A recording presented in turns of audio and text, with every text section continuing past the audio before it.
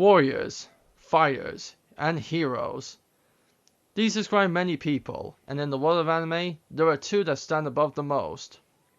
The rising star from 2012, the One Punch Man known as Saitama, and the legendary hero from the 80s, known as Son Goku. These two warriors have been discussed many times before, and now it's finally time to put the answer to the test. Who will be the victor? Who would come out on top? But the most common question of all, who would win? Hey, what is up guys? It's DBZONIC here, and today ladies and gentlemen, I'm not doing this alone. I have a very special fellow YouTuber with me today. Ladies and gentlemen, welcome to the channel, TJMan. Hey everybody. Welcome to the channel, TJ. I'm so glad to have you here. Yeah, and I'm glad to be here. Very good. I'm glad you're here too. So, TJ, before we get into the nitty-gritty, what's your prediction out of this battle? Saitama is pretty strong, but I think after we get through it, I'm pretty sure Goku wins. He's just more powerful. He's just more powerful. Well then, we can't know for sure, so what say we get into it? Sounds good. So as you are my honored guest, good sir, would you care to tell me about the origins of Saitama? Sure. So, Saitama was pretty much a normal guy. He had hair, unlike now. And basically he wanted more out of life. His life was pretty mundane. So, he basically decided he wanted to be a hero. And he has a workout regimen which includes 100 push-ups, 100 sit-ups, 100 squats, and a 10-kilometer run every day. And he did that for a few years, and then he finally became One Punch Man. And that's the weirdest thing about the show by far. Literally, he does the most basic exercise even human beings in the living world can actually do, and yet he became one of the most ridiculously powerful characters ever. Like, how does that work? I don't know. I almost want to try it in real life and see if I can become One Punch Man. That would be interesting. So now tell us about Goku. Oh boy, stop if this sounds any familiar to you. On a distant planet far into the universe, a planet full of one race in particular, met with an incredibly terrible fate. Surviving this fate, and a special part being sent to Earth, was a young alien baby. But here's where the story gets a little different. Instead of being raised by two nice farmer people, the young alien baby known as Kakarot was raised by an old man who was a martial artist by the name of Gohan. The little boy Kakarot had a little bit of a temper issue, but one day during a very nasty accident he bumped his head and almost fell into a deep coma. Surviving his near-death experience, he lost all sentiments and all memories of being an alien, and was redubbed Goku. He was trained in the ways of martial arts and ki control under Gohan. A few years later, Goku would meet up with a young lady named Bulma and go off to search for the 7 mystical items that became the major story of his life and everyone's life around him, known as the Dragon Balls. From there on, Goku would go on to be one of the greatest heroes the Earth, no, the multiverse would ever know.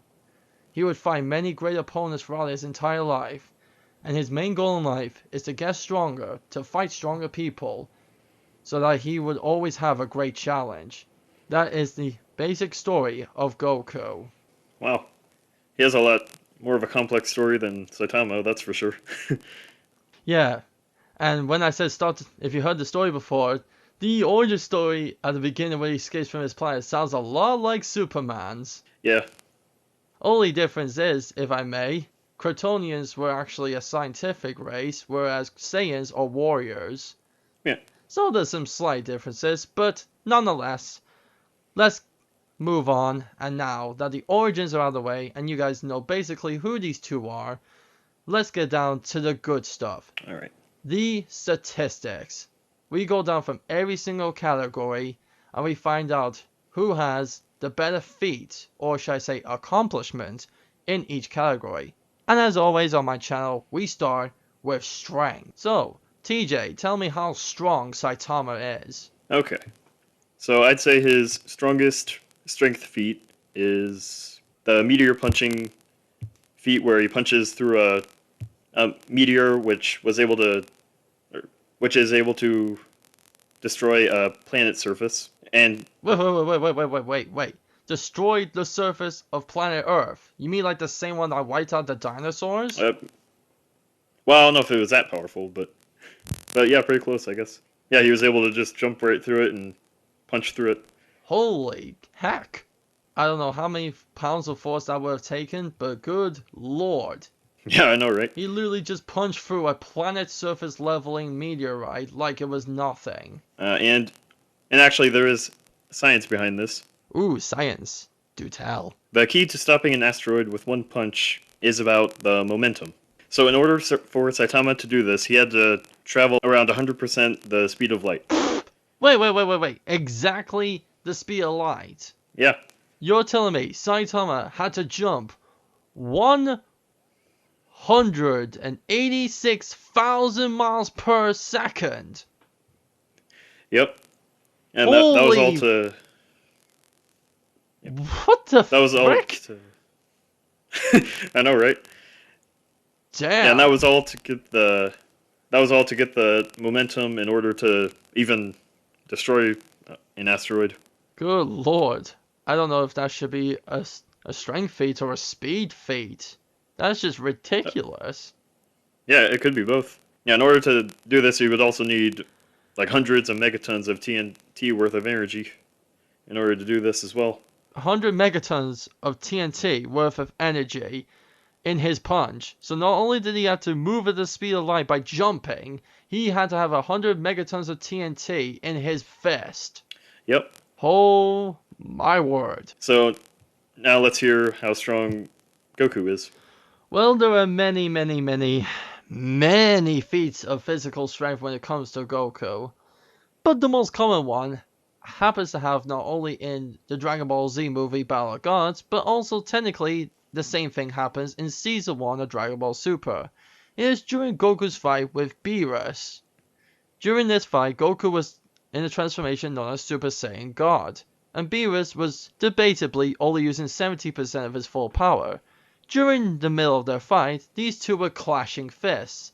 Seems pretty standard when two people fight each other, but this particular fist clash was very scary.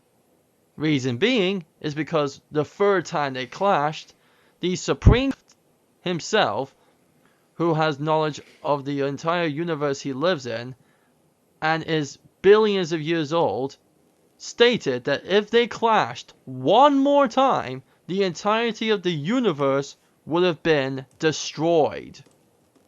Now, this may sound pretty darn impressive, but here's the thing. Supreme Kai said that from the Supreme Kai world, which is not attached to the living world. It's its own separate universe. So technically, what he said was, the entirety of the universe they live in, by the way, in Dragon Ball Super, the universe Goku lives in is known as Universe 7, which houses 9 other universes. He deliberately said if Goku and Beerus clashed fists one more time, just one more, all 9 universes would have been destroyed. Wow.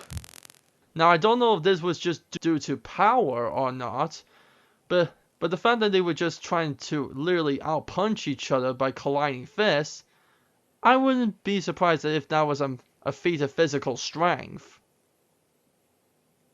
Right.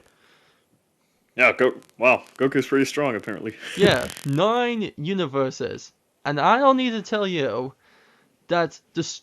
Now, here's something that's going to impress you. If it was just only the living universe, so that's our universe that me and you live in.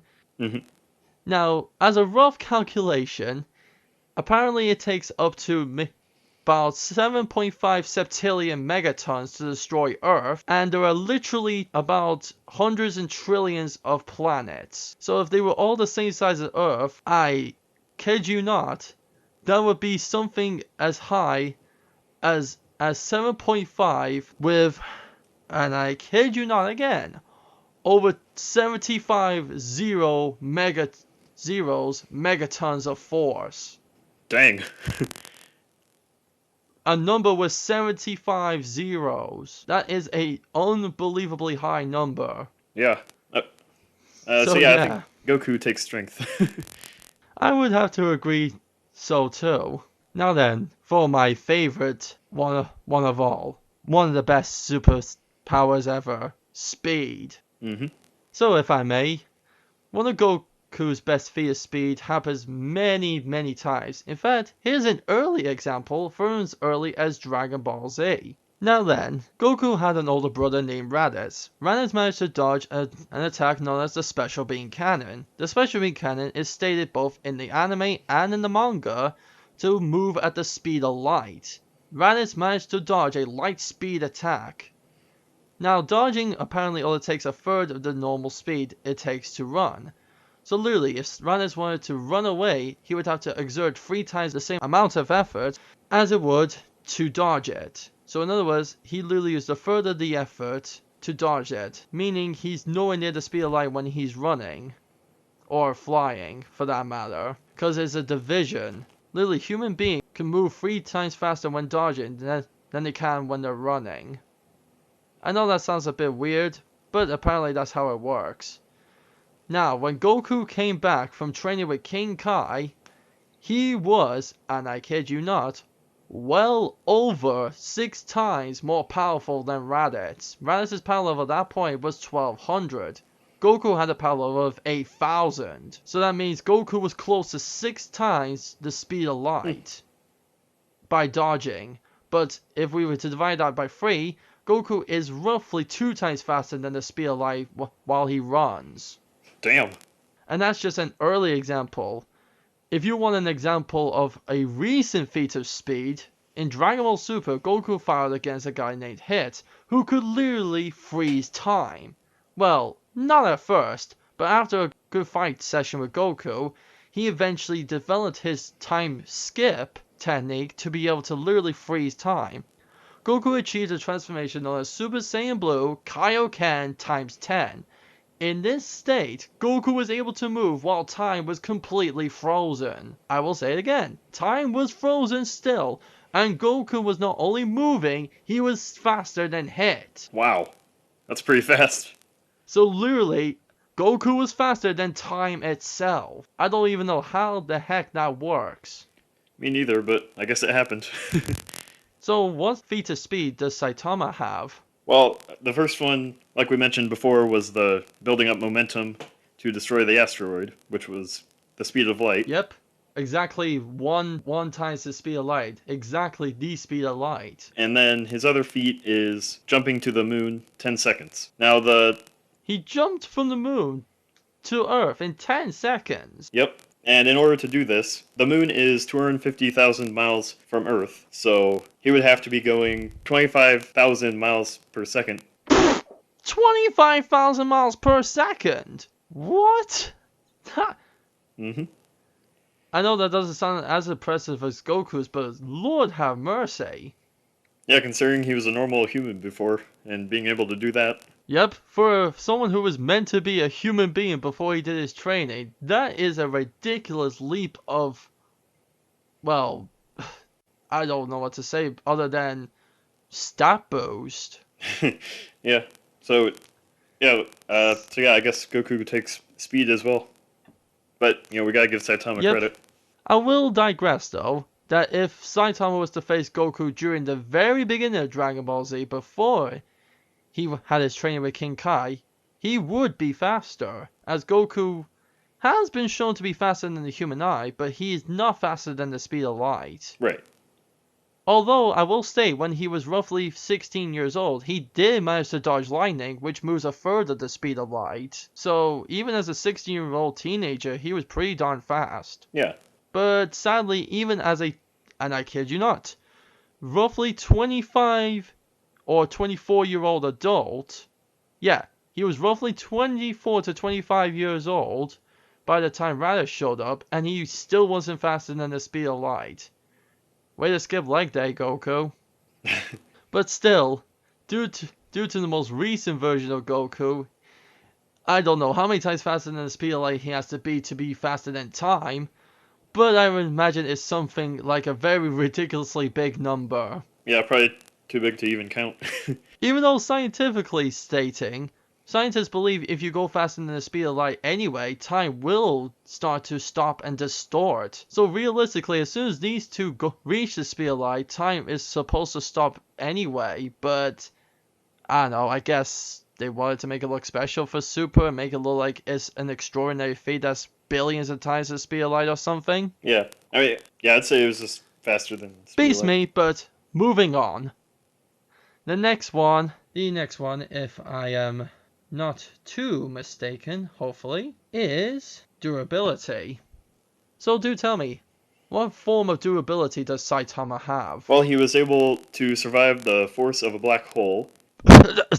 Excuse me, did you just say he survived the gravitational force of a black hole? The literal scientific thing that is supposed to have such a great force that not even the speed of light can escape it. Yep, he was able to survive. How in the heck did he manage that? I don't know. I guess it was an amazing exercise regimen. Well, I'll be damned. Good lord. So literally, he already can move at the speed of light to break that meteorite. But this feat he did more than likely afterwards already is faster than the speed of light, because he survived the gravitational pull of a black hole. Lord have mercy. Oh boy. Okay, so what is Goku's durability? Well, Goku has many feats of durability, I must say. But if you want to look at the most recent feat of durability, he was strong enough to survive an attack that could have destroyed the universe, and I am literally talking about the fight he had with Beerus. Beerus is the god of destruction in the world of Dragon Ball. It is stated in the manga that any god of destruction from their universe can destroy their universe by themselves. Literally meaning that Beerus didn't even need Goku to destroy Universe 7. He could have done it by himself. Now, I imagine he probably would have done it with some kind of powerful blast technique or the Hakai, but the fact that Beerus was hitting Goku with half universe level destroying punches, and Goku was just taking them like it was a normal boxing match, that is some ridiculous durability. That being said, this durability came from his Super Saiyan God state. However, later on, after Goku's fight with Beerus, he managed to, and I quote, absorb the power of Super Saiyan God and add it to his base form. So his God power level became his base form level. Now, I don't know if that means he has the same durability as when he was a god, but the fact that in his base form he can take aggressive hits from Beerus on the head and be okay, that is something. That is just ridiculously durable. Wow. Wait, does that mean he like demotes himself when he goes to his other forms now? Since his base form is now as strong as his god form? No. Here's the thing. I'm not gonna go into too much detail, but this is how it works. After Goku turned into a god and fought Beerus, somehow, by some lucky way, he added the power of Super Saiyan God to his base form. So let's say his god form had a power level of 1 trillion, but his base form previously had, let's say, I don't know, 200 million. Now, that 200 million is gone away and replaced with 1 trillion. Damn. And now when Goku turns into a Super Saiyan God again, it will rise up drastically. Well, there you go. I know, sounds pretty ridiculous. Yeah. But if no one fully understands that durability feat I try to explain, let me go for an early example in Dragon Ball Z. And this one is pretty darn impressive. Alright, let's hear it. Well, during Goku's fight with Kid Buu was powerful enough to destroy solar systems easily with minimal effort. And within a year's time, he stated to be able to destroy an entire galaxy within 1 Earth year. And within the span of the universe, time works differently. So within 1 Earth year, destroying an entire galaxy, which is billions of stars, that is pretty darn powerful. He took full-on blows from this character who can wreck planets with a single pinky finger straight to the face and still survive. Jesus Christ. I wonder why he's... I guess Goku's the real Man of Steel, not Superman. He may be the Man of Steel, but Goku's head is like friggin' adamantium. Nothing can break that thing. Yep. He has a very thick skull. Right. But I think it's safe to say the person with the superior durability is Goku. Right. While Saitama is able to. Although, that being said, there is a slight problem with Goku's durability. If he is caught off guard, in other words, if he's not focused, someone can severely hurt him, as what happened during his fight with Frieza during the Resurrection F arc in Dragon Ball Super Season 2. Goku was fighting Frieza and let his guard down, and then a laser from a ring of one of Frieza's henchmen managed to pierce right through Goku's back and out of his chest, leaving him severely injured.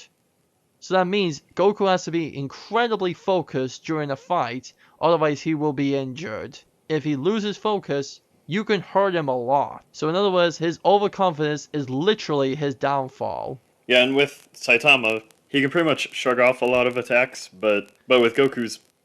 Precisely, like a giant fish guy, if I remember from an episode, hit him straight in the back of the head, which cleared the rainstorm around him, and Saitama just stood there like nothing happened. Right.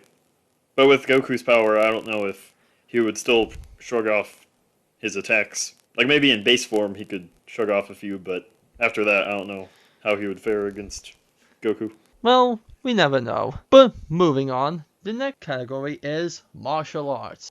This is a good one. This is the very thing that makes a warrior. The fighting aspect. You can't spell warrior without fighting. So tell me, what kind of martial art prowess does Saitama have? Saitama describes his fighting style, and I quote, as punching things really hard. But if we had to put that into like literal terms, it would be boxing and gymnastics because of his agility and how he is able to dodge and jump around during his fights. Not too shabby. Boxing is about having a low center of gravity and having a firm body, but acrobatics is about being incredibly loose and light-weighted. So being able to combine the two is very difficult. Yeah. Especially for a human being. Although this could be attributed to another boxing style from Chinese martial arts known as drunken boxing, which literally you flail around like a madman, but you still punch with the same force as a boxer. Oh, interesting. I don't know how that works, but that's just how it works apparently. Maybe that's what Saitama's trying to do. Who knows? Who knows? So how about Goku? What's his fighting style? Oh boy. Well, from an early age, Grandpa Gohan taught Goku the ancient martial arts style of Kung Fu, which makes sense in one of two ways. One, if you look at the region where Goku was raised, it looks a lot like the mountains of China. And two, it's also because who Goku is based off. Now, for those of you who didn't know, Goku's not based off Superman. He's actually based off a Chinese legend known as Sun Wukong. And fun fact, if you literally take the word Wukong, take away the W and the N, you can spell Goku. Oh. So yeah, Sun Wukong was a martial artist whose martial arts style was Kung Fu, which funny enough is an umbrella term. And if I may quote Jackie Chan from the Karate Kid movie, everything is Kung Fu. So no matter what Goku learns, he can attribute it to a fighting style in Kung Fu. Wow. Which gives him a humongous array of fighting styles. But with the way Goku fights, I would attribute most of his fighting styles to Shaolin Kung Fu, which centers mostly on high-flying kicks, strong punches, strong attacks, and incredible acrobatic attacks. Wow, But he also learned the fighting style from Master Roshi known as Kami Senin Ryu, which wasn't that much of a fighting style, but it was more of a training regiment, literally doing everyday normal tasks like delivering milk, doing construction work, swimming, and running up and down mountains and pushing rocks, and dodging bees for some reason, increased Goku's overall body strength, speed, and, well, sharpen his skills. Which basically taught him to train in all sorts of ways and to focus. He learned the fighting style of Kai. Now, by that, I mean he learned to fight like a god, namely thanks to his training with the god known as King Kai. From there, he learned the technique of Kaioken, when translated would roughly mean God Fist. And if you look at the fighting style between Goku's normal form and his Kaioken form, the fighting style is a lot different. In Goku's normal form, he fights like a normal martial artist would, but when he uses the art of Kaioken, he seems to kind of rush his opponent like, well, literally like a speedy madman. And he always leads with his fist. So maybe that's where the name comes from. God Fist. Yeah, maybe. Man, Goku's a lot more complex than Saitama, clearly.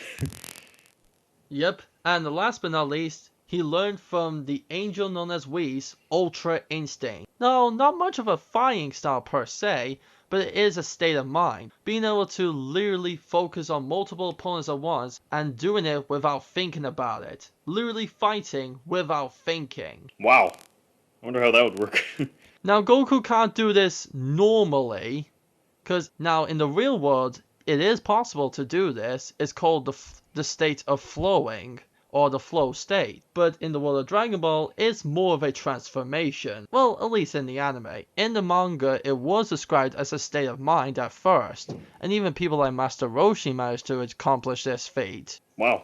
But thanks to his training with Whis, Goku's heightened senses and skills were a lot sharpened, so he could deal with multiple opponents at once with minimal ease. I wonder if someone could do Ultra Instinct in real life. It is possible. It has been accomplished. Maybe not the transformation-like state, but the state of mind. Right. Yes, it is possible. So with Goku knowing about 5-ish fighting styles and Saitama knowing technically only 1, I think it's safe to say Goku's the superior fighter. Yeah, that's fair. Now moving on before it gets too long. The next up is intelligent. Oh boy, this is not Goku's strong suit, I must admit. He can talk to people like a normal person can, but when it comes to stuff like, I don't know, handling your taxes or knowing how jobs work, Goku's not very smart. However, when it comes to fighting, oh my god, he's literally like the Stephen Hawking of martial arts. When it comes to fighting, Goku is a genius, and he's unbelievably creative. But in everyday normal situations, he's okay, but he's not the kind of guy you can get into a very complex talk with. You literally cannot talk about your taxes with this guy, because he doesn't even know how to do math. I can't blame him for that one. I'm not good at math either. Lol. That was my best subject, I'm afraid. Yes, I'm a nerd, I'm good at math. Sue me. So, how smart is Saitama? Well, he isn't really stupid or dumb, really. He's just more basic and simple-minded. For example, when he took his hero test, I guess you could call it, he got in the C class. He obviously aced all the physical stuff, but when it came to the written test, he failed. So he's not exactly like smart, but he is at least very good at fighting. Well, it's usually just using one punch. It's not very complex, but he still needs to be able to focus, to be able to dodge the way he does. So, well, I mean, I suppose that's fair. Yeah. And you can't exactly be that stupid, because before he became a hero, he was going to get a job as a businessman, if I'm not mistaken. yeah. Yeah, so obviously he has to have some book smarts. So he must have been somewhat smart. So, who do you reckon is the smarter person? I would actually say Saitama here. I have to agree. With the fact that Saitama is smart at fighting, as well as being smart like me or you, whereas Goku's not as smart as me or you, but he's a genius at fighting, it does seem like Saitama is the more intelligent combatant. So this is actually a loss for Goku. Saitama wins intelligence. Alright. I'm glad Saitama got a advantage. Next up, oh boy, power/special move. Now tell me, what kind of power does Saitama have, and what special moves does he have thanks to said power? Well, obviously he's able to, it's in his name, he's One Punch Man. And so he's able to pretty much one-shot any enemy he comes across. But there was actually one enemy that named Lord Boros, who actually survived one of his punches, which led to a really awesome fight. Wait. The guy whose name is One Punch Man, who's meant to one punch anyone, managed to find someone who actually can survive one punch from him, causing him to punch him again, and again, and again. Yeah, and Saitama was obviously happy about that. Oh my word. So, Wait a minute, am I sensing a theme here? Lord Boros? Lord Beerus? interesting. I guess Saitama's... So what techniques or abilities does he have? Okay. Alright, well, first he has the Serious Punch, which pretty much just means he's doing a really strong punch. And he calls it the serious punch because he doesn't really take fighting that seriously unless he has to. That's fair. And then he has a consecutive multi-punch. These aren't very creative names, but the consecutive multi-punch is it's pretty much just like every anime multi-punch you've ever seen, where it's just really a bunch of really fast. So literally about 10 punches, all in random direct, even though it's not 10 arms, it's just one hand moving in 10 places really fast, hitting one opponent. Yep, exactly. And then he has this. Good lord, how many people want to be like friggin' JoJo? I don't know. Man, it's weird how animes rip off each other a lot. Yep. And then there's the side-to-side wall step, and then the death punch, which is pretty much just serious punch times 10. That's not actually confirmed, but that's pretty much what I'm going to call it. Well, shoot. Not a lot of techniques, but hey, it must work for him. Yep, so what about Goku? Oh boy, how much saying do you have? I'm just kidding. I'm gonna just keep it simple. Goku's power, as described in the world of Dragon Ball, is known as Ki, which is literally life energy. Anything that has life can produce this energy. Mm-hmm. And funny enough, it's not made up. Ki is a real thing in the real world. And its equivalent in China is known as Chi, meaning eternal energy, everlasting. And with Ki, Goku can perform many different things. Now, it's hard to say how powerful Goku is with this set power, but as just a rough estimate, he could destroy maybe a universe or two. And with Ki, he learned a technique from Master Roshi even before his training with him. He learned a technique which is his most famous technique of all, which everyone has at least tried once. The Kamehameha Wave. Goku's managed to make this thing into multiple different things. He's made it into a wave that can bend. He's fired it out of his feet. He made torpedoes out of the thing. He can fire it out of one hand, both hands separately instead of together. He can make a super version of it, an ultimate version of it. He even combined another technique he has known as instant transmission. Yes, a literal teleportation technique. Now, to normal people that would seem like teleportation, but some physics believe that could be a sign of quantum tunneling, reaching a speed beyond the speed of light to go through objects without any trouble. Literally phasing through objects. Wait, also you said he could shoot the Kamehameha out of his foot? I wonder if he could do it from other parts of his body, if you know what I mean. Ugh. That's just gross. Sorry. But yeah, he combined the instant transmission with the Kamehameha Wave during his fight against Perfect Cell to make one of his most coolest moves, the instant transmission Kamehameha Wave. Literally, he can charge a Kamehameha Wave from far away, teleport right in front of you, and blast you point blank with a Kamehameha Wave. Wow. That's... Oh boy. And he even has a god version of this, which he used against Beerus. No wonder. Seems like he has a god form of everything. He even learned a couple of techniques from his friends, such as Krillin's technique, the Destructo Disc. He learned a technique from his friend Tien Shinhan known as the Solar Flare. Literally, a flash of blinding light, like as described both in the anime and the manga, as throwing the sun in your eyes. Ouch. And thanks to King Kai, not only did he learn the Kaioken technique, he learned a technique known as the Spirit Bomb, where Goku literally gathers energy from every living being. Plants, water, animals, human beings, even stars. He can gather key energy into one gigantic ball.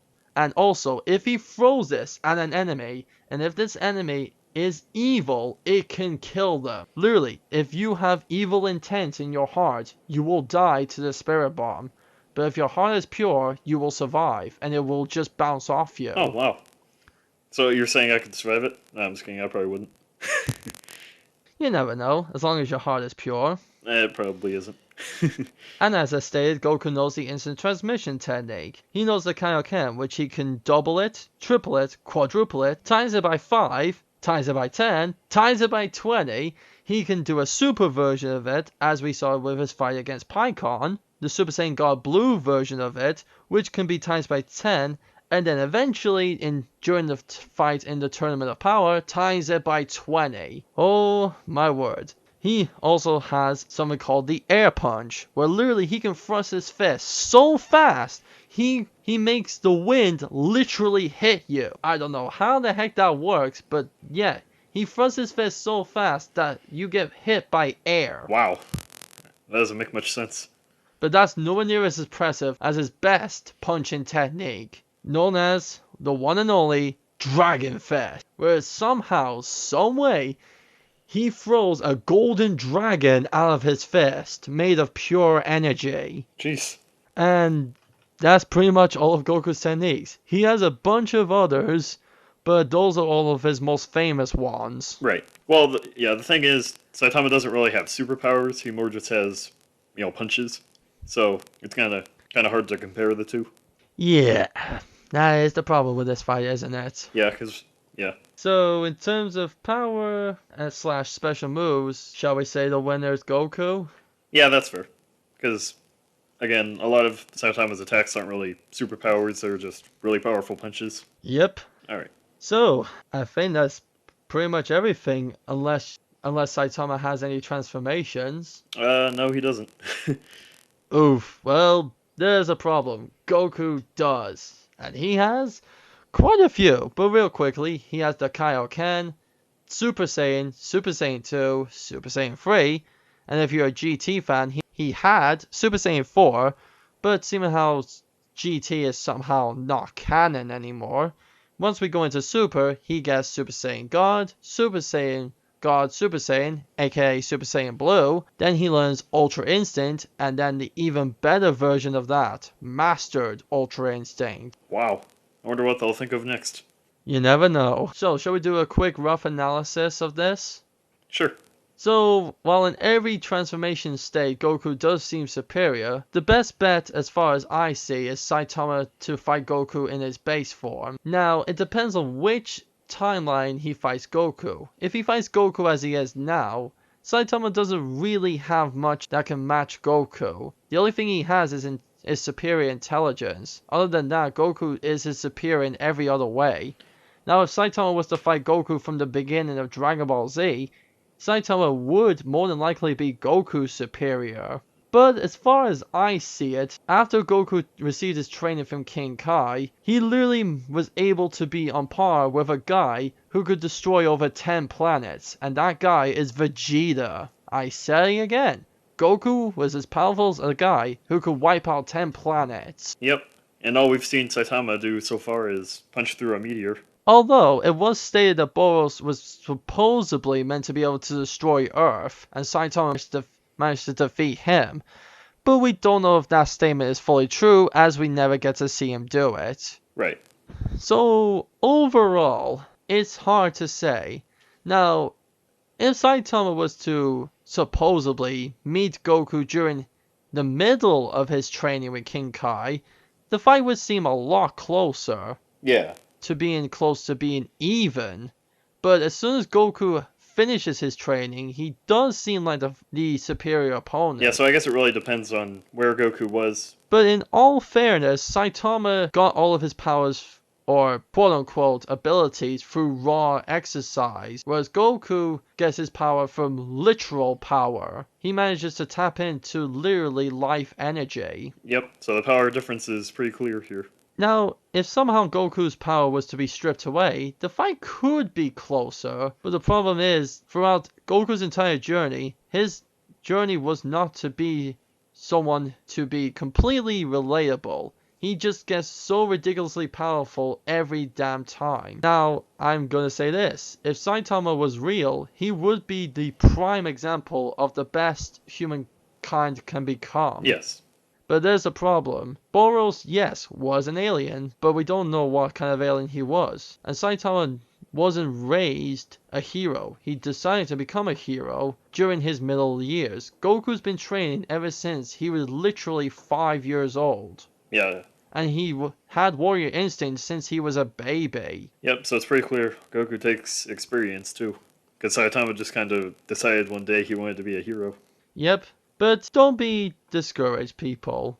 Now, this may seem bad or obvious. Oh my lord, Goku wins because blah blah blah. But you gotta look at these two, and you gotta see a lot of similarities. Saitama is the literal definition of, what if I decided to let go of my daily boring job and decided to better myself? And, well, that's what Saitama did. Just doing normal exercises that you can do literally in real life right now, you could become incredibly buff, fast, and unbelievably athletic. Maybe I'll have to try it out.